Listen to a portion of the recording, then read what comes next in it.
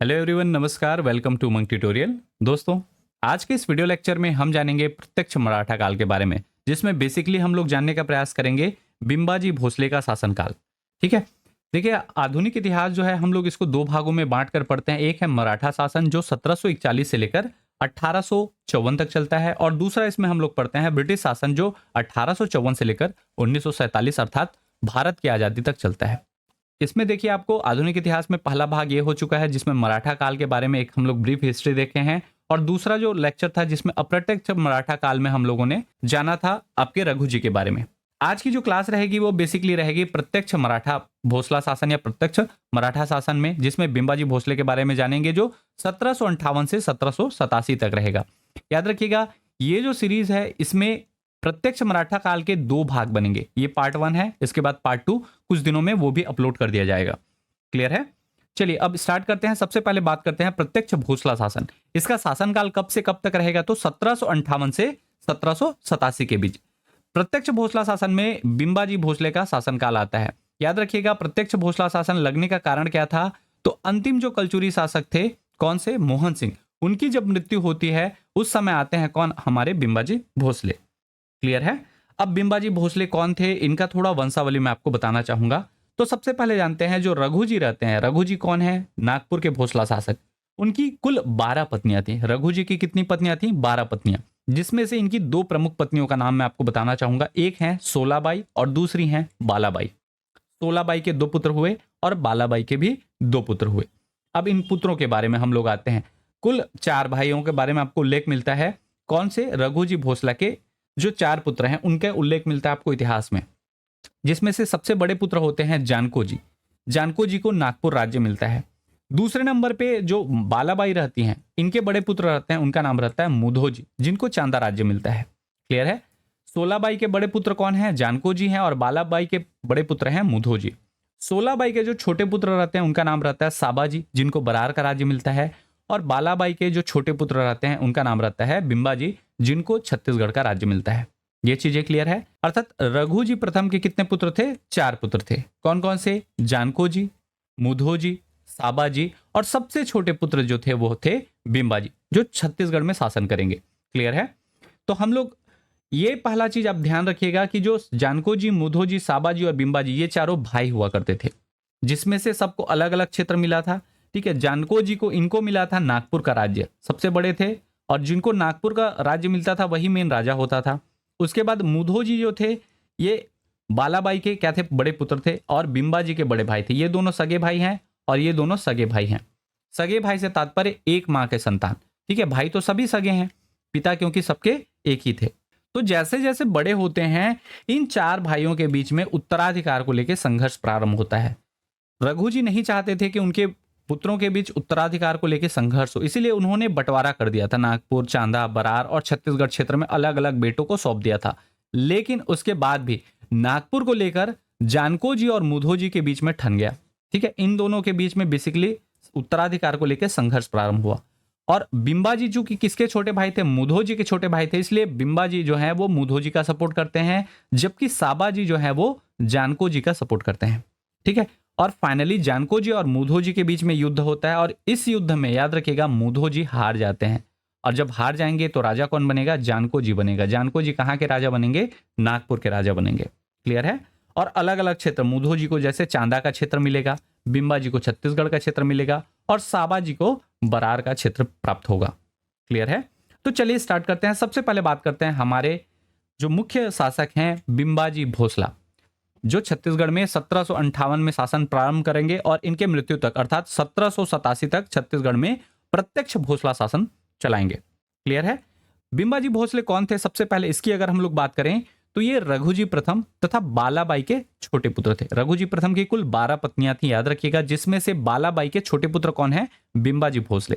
मृत्यु के पूर्व ही रघु जी प्रथम ने अपना राज्य अपने चारों बेटों में विभाजित कर दिया था। जानको जी को बंटवारे में नागपुर, मुधो जी को बंटवारे में चांदा, साबा जी को बंटवारे में बरार, तथा बिंबाजी भोसले को बंटवारे में छत्तीसगढ़ क्षेत्र या छत्तीसगढ़ प्रांत प्राप्त हुआ था। अब 14 फरवरी 1755 का समय आता है। 14 फरवरी 1755 को रघु जी प्रथम की मृत्यु हो जाती है। याद रखिएगा, छत्तीसगढ़ में बिंबाजी आएंगे 1758 में और रघु जी की मृत्यु हो चुकी है 1755 में। 14 फरवरी सन 1755 को रघु जी प्रथम की मृत्यु नागपुर में हो जाती है। जिस उत्तराधिकार के संघर्ष को रघु जी प्रथम जो है टालना चाहते थे, उसके लिए उन्होंने क्या किया था, बंटवारा किया था। वो बंटवारा काम नहीं आया, मतलब जो 4 भाइयों में ये बंटवारा किया गया था वो काम नहीं आया और उत्तराधिकार का युद्ध प्रारंभ हो गया।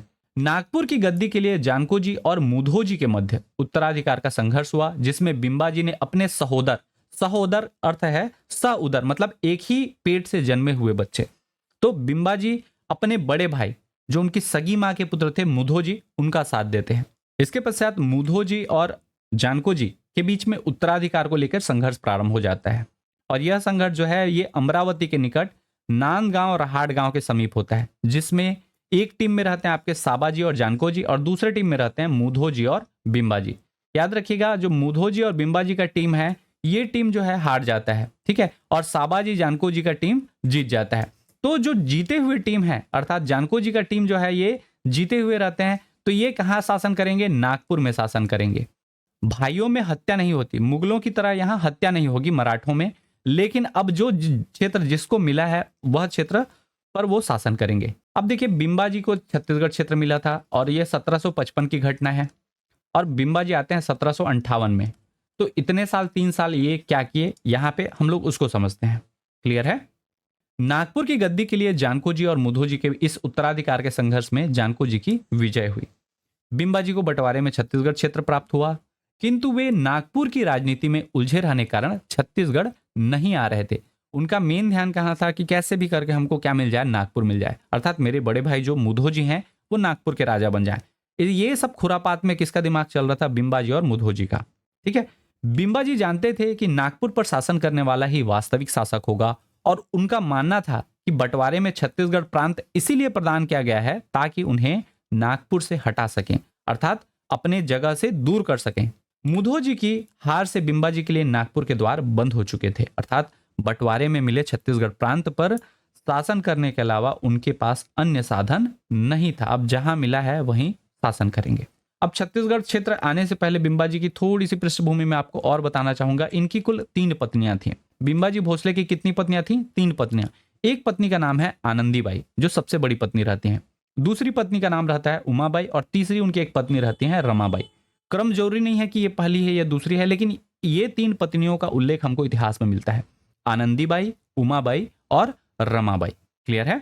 अब देखिए, ये तीनों जो उनकी पत्नियां हैं ये सब कहां रहेंगी? अभी नागपुर में रहेंगी। और बिंबाजी भी अभी कहां है? नागपुर में है। बिंबाजी को नागपुर में ही क्या पता चलता है कि जो रतनपुर का क्षेत्र है, ये रतनपुर का क्षेत्र उनको बंटवारे में प्राप्त हुआ है, ये बिंबाजी को पता चल गया। अब बिंबाजी के मन में क्या था? एक भ्रांति था छत्तीसगढ़ को लेकर, भ्रांति की ये प्रदेश क्या है, पिछड़ा हुआ है, यहाँ के लोग असभ्य हैं, जंगली हैं, यहाँ का आय जो है वो राजकीय आय बहुत कम है, ये सब उनके मन में भ्रांति थी। इसलिए बिंबाजी ना नागपुर में ही रहना पसंद कर रहे थे, छत्तीसगढ़ आने का उनका कोई विचार नहीं था। ठीक है, अब देखिए, इसके बारे में कुछ फैक्ट आपको मैं बताना चाहूंगा कि बिंबाजी को छत्तीसगढ़ पर शासन करने की कोई इच्छा ही नहीं थी। छत्तीसगढ़ के विषय में उनकी एक भ्रामक कल्पना थी कि यह प्रदेश पिछड़ा हुआ है, यहाँ के लोग असभ्य हैं, जंगली हैं, इसलिए राज्य में आय का साधन नगण्य है और जब आय नहीं होगा तो राजा क्या कार्य कर लेगा, ये उनका मानना था।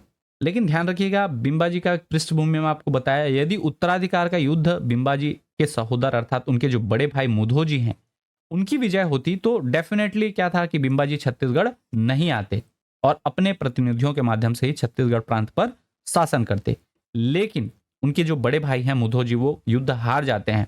इसके लिए बिंबाजी क्या करते हैं, छत्तीसगढ़ तो नहीं आते लेकिन अपने एक प्रतिनिधि का नियुक्ति कर देते हैं कि जाओ तुम छत्तीसगढ़ प्रांत संभालना। तो रतनपुर राज्य की राज्य व्यवस्था के लिए उन्होंने दीवान नीलकंठ को प्रतिनिधि नियुक्त किया। इनका नाम अभी आ रहा है दीवान नीलकंठ। नीलूपंत अलग है, नीलकंठ अलग है, याद रखिएगा। तो दीवान कौन है अभी? नीलकंठ। नीलकंठ को रतनपुर का दीवान बनाकर कौन भेज देते हैं? बिंबाजी, की जाओ वहां के राजकाज को देखो तुम। ठीक है, ऑलरेडी कौन यहाँ पोस्टेड है? तो मोहन सिंह। मोहन सिंह याद रखिएगा बिंबाजी के अधीन शासन कर रहा है। क्लियर है? अब देखते हैं कि आपका जो नीलकंठ है वो नीलकंठ आपका प्रमाणिक नहीं पाया जाता, वो भी गद्दारी कर देता है, कुछ ना कुछ घपला किए रहता है और ये चीजें पता चल जाती है बिंबाजी को। तो उसके बाद बिंबाजी क्या करते हैं, अपने जो दीवान बनाए थे नीलकंठ उसको पद से हटाकर उसके स्थान पर दीवान घोड़ो महादेव की नियुक्ति कर देते हैं और वो अब क्या बन गए हैं, रतनपुर के दीवान। रतनपुर के दीवान कौन बने हैं, तो घोड़ो महादेव रतनपुर के दीवान बन चुके हैं। ये चीजें क्लियर है। अब जो दीवान बने थे इनके साथ इनको अकेले नहीं छोड़ा जाता। जो दीवान नीलकंठ थे वो ये नहीं चाहते थे कि उनके बदले कोई दूसरा दीवान आए, कोई नया दीवान आए, तो वो विद्रोह करने के फिराक में थे। ये चीजें बिंबाजी को पता थी, इसलिए अपने दीवान घोड़ो महादेव के साथ उन्होंने कई मराठा सरदारों को छत्तीसगढ़ क्षेत्र में भेज दिया। छत्तीसगढ़ प्रांत में सिर्फ घोड़ो महादेव नहीं आए थे और बहुत सारे मराठा सरदार आए थे। कौन कौन से मराठा सरदार आए थे ये एग्जाम में पूछ लिया जाता है। तो प्रमुख मराठे सरदार जो आपके बिंबाजी द्वारा भेजे गए थे घोड़ो महादेव के साथ, उसमें से आपको प्रमुख नाम मिलता है कृष्ण भट्ट उपाध्याय, मसारिल्हे, रामचंद्र बख्शी, माघो रामचंद्र मजूमदार, कृष्णजी मोहिते, महमूद खां या मोहम्मद खां भी इनका नाम मिलता है, कादर खां और नीलू पंडित। याद रखिएगा, दीवान नीलकंठ अलग हैं और नीलू पंडित अलग व्यक्ति हैं। क्लियर है। इन सबको पहले छत्तीसगढ़ भेज दिया जाता है। ये सब आते हैं यहाँ राजकाज संभालते हैं, ठीक है। जो भी आपका प्रशासनिक सत्ता है वो अपने में ट्रांसफर कराते हैं। इसके बाद 4 फरवरी को हमारे बिंबाजी जो है वो नागपुर से प्रस्थान करते हैं रतनपुर के लिए। 4 फरवरी को नागपुर से निकलते हैं और मई 1757 को बिंबाजी भोसला छत्तीसगढ़ पहुंचते हैं। इसलिए 1757 में आपका क्या माना जाता है कि बिंबाजी छत्तीसगढ़ पर पहुंच चुके थे। कई इतिहासकारों का कहना है कि वो फरवरी में पहुंच चुके थे, लेकिन नॉर्मली आपका माना जाता है कि वो मई 1757 को आपके नागपुर पहुंचे थे बिंबाजी भोसला। अब इनके जो पदाधिकारी हैं थोड़ा उसको हम लोग देख लेते हैं बिंबाजी के प्रमुख पदाधिकारी के रूप में। तो बिंबाजी के प्रमुख पदाधिकारियों में आपको कुल मिलाकर 10 नाम देखने को मिलते हैं। पहला नाम है आपका घोड़ो महादेव। ये राज्य के प्रमुख व्यवस्थापक या आप बोल सकते हैं प्रमुख प्रशासकीय अधिकारी, जिसको एक वर्ड से बोले तो दीवान। इनको पूरा राज्य का दीवान नियुक्त किया गया था बिंबाजी के द्वारा, ठीक है। इनसे पहले दीवान कौन बने थे, नीलकंठ बने थे। अब उसके बाद सबसे प्रमुख व्यवस्थापक या प्रशासनिक अधिकारी बनाया गया है घोड़ो महादेव को। घोड़ो महादेव के एक सलाहकार रहते हैं जिनका नाम मसारिल्ले रहता है, ठीक है, वो आगे बताऊंगा मैं। इसके बाद राज पंडित के रूप में है कृष्ण भट्ट उपाध्याय। राजस्व विभाग संभालते थे कृष्णजी मोहिते। कृष्ण भट्ट उपाध्याय जो है ये राज पंडित हैं, जबकि मोहिते जो है कृष्ण जी मोहिते ये राजस्व विभाग संभालते हैं। रामचंद्र बख्शी ये कीप प्रमुख हैं। माघो रामचंद्र मजूमदार ये लेखा विभाग के हैं। मोहम्मद खां तरान ये सैन्य कार्य के लिए हैं, इनको सैन्य कार्य के बदले गांव भी दिया जाएगा, ठीक है। कादर खां सेना विभाग में है। मसारिल्ले ये सह सलाहकार हैं किसके, घोड़ो महादेव के। जो दीवान थे घोड़ो महादेव उनके ये सलाहकार थे। क्लियर है। इसके अलावा नीलू पंडित ये सेना में रहेंगे और महाड़िक ये सर सेनापति या सैन्य विभाग के रहेंगे। अब देखिए ये जो 10 नाम है ये नाम बहुत इंपॉर्टेंट है, एग्जाम में टू दी पॉइंट पूछ लिए जाते हैं। तो इनको हम लोग कौन कौन से पोस्ट में थे उनका एक इमेज के माध्यम से समझते हैं। सबसे पहले बात करते हैं दीवान। दीवान कौन थे, घोड़ो महादेव। ये राज्य के प्रमुख व्यवस्थापक, प्रमुख प्रशासनिक अधिकारी, या आप बोल सकते हैं कि ये प्रधानमंत्री के पद पर हुआ करते थे। कौन, घोड़ो महादेव। बिंबाजी के प्रधानमंत्री कौन थे या दीवान कौन थे, तो घोड़ो महादेव थे। दूसरा नाम आपको मिलता है कृष्ण भट्ट उपाध्याय। कृष्ण भट्ट उपाध्याय ये राज पंडित थे। बिंबाजी भोसले के राज पंडित का नाम क्या था, कृष्ण भट्ट उपाध्याय। इसके अलावा राजस्व विभाग के जो प्रमुख थे वो थे कृष्णजी मोहिते। कृष्णजी मोहिते राजस्व विभाग के थे, रेवेन्यू डिपार्टमेंट से। इसके बाद कीब या किले के प्रमुख के रूप में जाना जाता है रामचंद्र बख्शी। रामचंद्र बख्शी कीब प्रमुख के रूप में इन्होंने कार्य किया। इसके बाद माघो रामचंद्र मजूमदार का नाम मिलता है। माघो रामचंद्र मजूमदार जो थे वो अकाउंटेंट थे, लेखा विभाग संभालते थे। क्लियर है। इसके बाद मोहम्मद खां तरान। मोहम्मद खां तरान याद रखिएगा ये सैन्य कार्य में निपुण थे। इनको इनके सैन्य कार्य के बदले 5 गांव जो है वो बिंबाजी के द्वारा दान दिया जाता है। मदनगढ़ क्षेत्र के 5 गांव, आगे वो फैक्ट भी हम लोग कवर करेंगे। तो ये वही मोहम्मद खां तरान है, या महमूद खां भी लिखा रहता है। इसके अलावा सेना में ही आपके देखने को मिलेंगे कादर खां। याद रखिएगा कादर खां भी सेना विभाग के ही हैं। और एक आपको सह सलाहकार में आपको पहले ही बताया था मसारिल्हे। मसारिल्हे कौन है, तो ये घोड़ो महादेव के क्या थे, सह सलाहकार, उनके हेल्पर थे, ठीक है, असिस्टेंट आप बोल सकते हैं। ठीक। सेना में आपको 2 नाम और देखने को मिलते हैं। एक है नीलू पंडित। नीलू पंडित याद रखिएगा ये सेना में आपके थे, ठीक है। नीलू पंडित का आपको आक्रमण भी देखने को मिलेगा सरगुजा साइड और बस्तर साइड। इसके अलावा महाडिक जो रहेंगे वो सर सेनापति के पद पर रहेंगे सैन्य विभाग में, जिनका नाम क्या रहेगा, महाडिक। क्लियर है। तो ये कुल 10 अधिकारी जो थे वो बिंबाजी भोसले द्वारा छत्तीसगढ़ लाए गए थे और सब सर्वोच्च लेवल के अधिकारी थे, अपने अपने में सब निपुण हुआ करते थे। क्लियर है। अब इसके बाद बिंबाजी भोसले जब छत्तीसगढ़ आ चुके हैं, उनके अधिकारी आ चुके हैं, तो यहां पे ये चालू करेंगे प्रशासनिक सुधार। सबसे पहला प्रशासनिक सुधार क्या करेंगे, बिंबाजी भोसले राजा की भांति, जो राजा रहते हैं जिनका दरबार रहता है, वैसे ये राजा की भांति स्वतंत्र दरबार का आयोजन करते थे। कहां पे, रतनपुर में। बिंबाजी भोसले का पूरा आपको कार्यकाल देखने को मिलेगा रतनपुर में। ठीक है। तो रतनपुर में राजा की भांति स्वयं का दरबार आयोजित करते थे, वहां जनता का जो भी समस्या रहता था उसका निराकरण करते थे। आप सिंपल शब्दों में बोल सकते हैं जनता दरबार लगाया करते थे। ठीक है। इसके बाद बिंबाजी भोसले ही वो प्रथम व्यक्ति हैं जिन्होंने आधुनिक छत्तीसगढ़ का नींव रखा। ये आधुनिक छत्तीसगढ़ का नींव रखने से तात्पर्य है, दो हमारे यहाँ अलग अलग हुआ करते थे कलचुरी शाखा के, एक रतनपुर के कलचुरियों को 18गढ़ और रायपुर के कलचुरियों का 18गढ़। तो रतनपुर और रायपुर इन दोनों का प्रशासनिक एकीकरण करने का जो श्रेय है वो भी जाता है बिंबाजी को। ठीक है।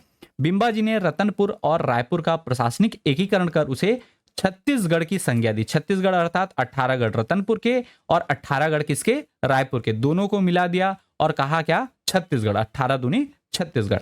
ठीक है। और यहीं से हमारा जो छत्तीसगढ़ का नाम है वो भी मिला। क्लियर है। प्रशासनिक सुधार में एक चीज और ध्यान दीजिएगा, इन्होंने 2 जमींदारी प्रारंभ की। एक जमींदारी का नाम है राजनांदगांव और दूसरी जमींदारी का नाम है खुज्जी।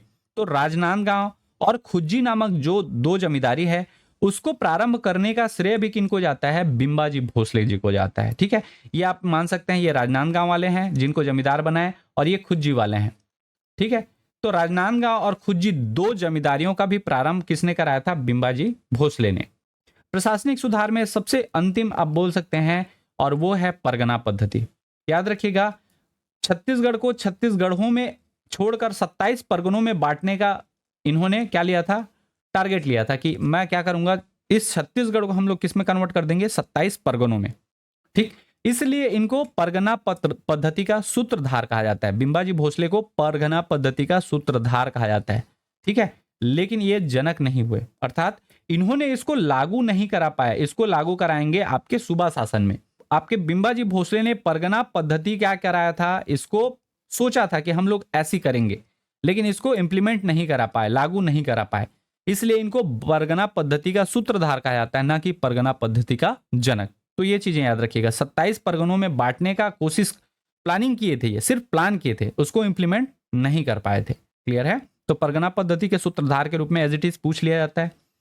बिंबाजी भोसले ने छत्तीसगढ़ आने के बाद कुछ न्यायिक सुधार भी किए, जिसमें से सबसे इंपॉर्टेंट आपका न्यायिक सुधार कौन सा है, तो याद रखिएगा, बिंबाजी ने रतनपुर में नियमित न्यायालय की स्थापना की। ठीक है। इससे पहले कलचुरियों में ऐसा कुछ नहीं था। आपकी पंचकुल जो संस्था रहती थी वो स्थानीय निकाय के रूप में कार्य करती थी, अर्थात स्थानीय लेवल पर अपना जो भी है न्याय क्या करती थी। लेकिन प्रॉपर एक न्यायालय जो है ये बिंबाजी ने बिठाया रतनपुर में, नियमित न्यायालय की, और वो जनता की जो भी समस्या रहती थे उसको सुनते थे और उसका निराकरण करते थे। ठीक है। तो ये बहुत अच्छा न्यायिक सुधार था, किसमें, आपके बिंबाजी के शासनकाल में। इससे पहले वाले राजाओं में आपको वो देखने को नहीं मिलेगा। बिंबाजी ने रतनपुर आने के बाद कुछ राजस्व सुधार भी किए। राजस्व सुधार में कुछ प्रमुख सुधार आपको देखने को मिलते हैं, जैसे कि सबसे पहली बार बिंबाजी ने क्या किया, राजस्व संबंधी लेखा तैयार करने के लिए मराठा पद्धति आरंभ की, किंतु राजस्व का कोई हिस्सा नागपुर नहीं भेजते थे। देखिए यहां आपका राजस्व लेखा जो है वो किस पद्धति पर हो रहा है, मराठा पद्धति पर हो रहा है, जैसे वहां नागपुर में चलता है। लेकिन राजस्व कोई भी हिस्सा, राजस्व का 1 रुपया भी वो कहां नहीं भेजते थे, नागपुर नहीं भेजते थे। इसके अलावा जब बिंबाजी आते हैं तो इन्होंने कुछ नए कर भी यहाँ की जनता के ऊपर लगाए थे। ऐसा नहीं कि ये छूट ही दिए थे। ठीक है। बिंबाजी ने यहाँ की जनता पर कुछ नए कर भी लगाए थे जो जनता की और राजा की दोनों की भलाई के लिए हुआ करता था। लगभग आप याद रखिएगा, बिंबाजी को 5 लाख रुपए यहां से सिर्फ और सिर्फ कर से प्राप्त होते थे। छत्तीसगढ़ में कर एकत्र करने पर बिंबाजी भोसले को लगभग 5 लाख रुपए प्राप्त होते थे, और तब के 5 लाख याद रखिएगा, 1757 की बात हो रही है ये। ठीक है। इसके अलावा बिंबाजी ने जो भी सिक्का चलता था पहले से, नागपुरिया सिक्का अगर चल रहा है तो नागपुरिया सिक्का ही चलाएंगे, अपना पृथक कोई भी सिक्का नहीं चलाएंगे। सिक्का पहले इनको सजेशन दिया जाता है कि आप राजा हैं, आप सिक्का चला लीजिए, लेकिन बिंबाजी ने पृथक से अपने नाम के सिक्के नहीं चलवाए। ये नागपुर का ही सिक्का चलाते थे, जानको जी के नाम से या मुधो जी के नाम से जो सिक्का चल रहा है वही सिक्का इनके राज में चलता था। अपने नाम से अलग से सिक्के इन्होंने जारी नहीं किया। इसके अलावा इनको जो मेन रूप से राजा माना जाता है उसका कारण यह है कि इन्होंने जमींदारों से होने वाले जितने भी संधि हैं उस संधि पत्र पर वे स्वयं हस्ताक्षर करते थे, और जिसकी पुष्टि नागपुर दरबार से करना आवश्यक नहीं था। मतलब सब डिसीजन कौन लेते थे? बिंबाजी। और ये कहते थे कि इसे नागपुर दरबार भेजने की आवश्यकता नहीं है, अगर हमने कह दिया तो यही होगा। जो यह दिखलाता है कि बिंबाजी एक स्वतंत्र शासक थे, ना कि पपेट शासक। क्लियर है? बिंबाजी जब यहाँ आते हैं तो उन्होंने कुछ सैन्य सुधार भी किए। सैन्य सुधार में सबसे पहला जो आपका नाम या काम मिलता है वो है बिंबाजी ने छत्तीसगढ़ के लिए एक पृथक सेना का गठन किया। और ये पृथक सेना क्या करेगा? यहाँ की जो रियासतें रहेंगी, यहाँ के जो जमींदार रहेंगे, उनके ऊपर ये आक्रमण करेंगे। यहाँ के जमींदारों के ऊपर क्या करेंगे? आक्रमण करेंगे। और ये पृथक सेना नागपुर की सेना से अलग ही छत्तीसगढ़ की एक मराठा सेना बनाएंगे। कौन? बिंबाजी भोसले। तो ये सैन्य सुधार था। क्लियर है? इसके अलावा बिंबाजी के बारे में आपको जानने को मिलता है कौन सा सुधार? सांस्कृतिक सुधार। सांस्कृतिक सुधार में क्या करेंगे? सबसे पहला चीज, यहाँ की जो भाषा रहेगी छत्तीसगढ़ी रहेगी। ठीक है? इस छत्तीसगढ़ी भाषा से परे उन्होंने मराठी, गोड़ी और उर्दू भाषा जो है वो प्रचलित किया। कौन कौन सी भाषा? मराठी, गोड़ी और उर्दू भाषा, इसको प्रचलित किए। उर्दू भाषा क्यों? तो आपको अगर ध्यान दिए होंगे तो इनकी सेना में मुस्लिम जो थे वो बहुत ज्यादा थे। जैसे आपको मोहम्मद खां तरान, ठीक है, मसारिल्ले, कादर खां, ठीक, इस टाइप के आपको नाम देखने को मिलते हैं। ये सब जो हैं वो मुस्लिम हैं और उनकी भाषा हुआ करती थी उर्दू। इनके वो में मराठी भी थे, तो मराठी का भी प्रचलन करेंगे। साथ ही बस्तर की भाषा जो थी वो गोड़ी थी। और चूंकि ये बस्तर वाले क्षेत्र में भी शासन आपको करेंगे, इनडायरेक्ट रूल करेंगे, क्योंकि आपके जो दरियादेव हैं वो कोटपाड़ की संधि करेंगे भविष्य में, तो उसमें क्या होगा? ये गोड़ी भाषा काम आएगी। क्लियर है? तो इन्होंने सांस्कृतिक सुधार क्या किया? अपनी जो प्रचलित भाषा थी छत्तीसगढ़ी, उसके अलावा इन्होंने मराठी, गोड़ी और उर्दू भाषा को भी क्या किया? प्रचलित किया। क्लियर है? इसके अलावा जो एग्जाम पॉइंट ऑफ व्यू से एक महत्वपूर्ण काम इन्होंने और कराया वो है विजयादशमी। विजयादशमी के दिन इन्होंने स्वर्ण पत्र देने की प्रथा प्रारंभ की। विजयादशमी अर्थात जो दशहरा रहता है, जिस दिन रावण जलाते हैं, उस दिन इन्होंने क्या प्रथा प्रारंभ किया? स्वर्ण पत्र देने का। ठीक है? ये पत्ता रहता है, ये एक ऐसा कागज नहीं रहता, याद रखिएगा, एक पत्ता रहता है। उस पत्ते को देने का जो ट्रेंड है किसने चालू कराया था? तो बिंबाजी भोसले ने, जो आज भी छत्तीसगढ़ में विद्यमान है। कई जगहों में नहीं जाना जाता और कई जगह इसको याद रखा जाता है। तो इस प्रकार से बिंबाजी के आने के बाद ये सुधार कार्य हुए। आपको एक बार क्विक रिवीजन में अगर करा दूं तो कौन कौन से सुधार कार्य हुए हैं अगर उसको हम लोग देखें तो सबसे पहले प्रशासनिक सुधार में रतनपुर और रायपुर का प्रशासनिक एकीकरण किया। राजनांदगांव और खुज्जी नामक 2 जमींदारी प्रारंभ कराया। परगना पद्धति के सूत्रधार थे। ठीक है? इसके जनक याद रखिएगा, परगना पद्धति के जनक जो है वो विट्ठलराव दिनकर माने जाते हैं। न्यायिक सुधार में अगर हम लोग देखें तो नियमित न्यायालय की स्थापना की। राजस्व लेखा संबंधी आपके जो भी पद्धति है मराठों की, उसको ये लागू कराते हैं, लेकिन कोई भी पैसा या कोई राजस्व आपके नागपुर नहीं भेजते थे। नए कर कुछ लगाए थे जनता के ऊपर। साथ ही अपने नाम के पृथक सिक्के इन्होंने नहीं चलवाए, स्वयं हस्ताक्षर करते थे, और जिसको नागपुर दरबार में पुष्टि की आवश्यकता नहीं होती थी। अपनी खुद की एक सेना बनाए, राजा की भांति स्वतंत्र दरबार का आयोजन करते थे, और पृथक सलाहकार और उनकी क्या थी? मंत्री थी। बिंबाजी में सैनिक गुणों का अभाव था, इसलिए उन्होंने ज्यादा साम्राज्य विस्तार नहीं किया। याद रखिएगा, इन्होंने सिर्फ और सिर्फ फोकस किया है जो रियासतें थी या जो आपकी जमींदारियां थी, उनसे ये टकोली या टैक्स वसूलते थे, उस पर ये फोकस करते थे। तो सैन्य अभियान चलाएंगे ये, लेकिन अपना साम्राज्य विस्तार नहीं करेंगे। ठीक है? खैरागढ़, धमधा, कोरबा, इन सब के जो जमींदार रहेंगे वो विद्रोह करेंगे, उनका दमन भी करेंगे। तो जितनी भी जमींदारियों के साथ संघर्ष है उसको हम लोग अगली क्लास में जानेंगे। क्लियर है? ये हमारे कुछ सोशल साइट्स हैं जिसमें आप हमें फॉलो कर सकते हैं, और अगली क्लास में हम लोग याद रखिएगा जस्ट इसके 1-2 दिन बाद ही वो क्लास आ जाएगी, जिसमें हम लोग जानेंगे बिंबाजी जमींदारियों से संबंध उनका कैसा था। पहले जब बिंबाजी आए थे तो ये येलो कलर जो दिख रहा है ये बिंबाजी को मिला हुआ था, रतनपुर रायपुर का जो गढ़ है। लेकिन जब वो आते हैं तो ये पूरा क्षेत्र जो ब्लू और ग्रीन, ठीक है, ग्रीन वाला डायरेक्ट अंदर में था और ब्लू वाला क्या था? इनडायरेक्ट था। तो इतने क्षेत्र पर उन्होंने कब्जा कर लिया था, उनके अधीन कर लिया था। तो इस चीज को भी हम लोग समझेंगे। किसमें समझेंगे? तो इसके जस्ट अगले पार्ट में, प्रत्यक्ष मराठा काल। कौन सा वीडियो होगा? वो पार्ट 4 होगा। क्लियर है? आशा है कि ये सारी चीजें आपको समझ आ गई होंगी। अगर वीडियो पसंद आता है तो प्लीज वीडियो को लाइक करें, चैनल पर आप नए हैं तो चैनल सब्सक्राइब करें। मिलते हैं बहुत जल्द अगली वीडियो में, तब तक के लिए जय हिंद, जय भारत, वंदे मातरम।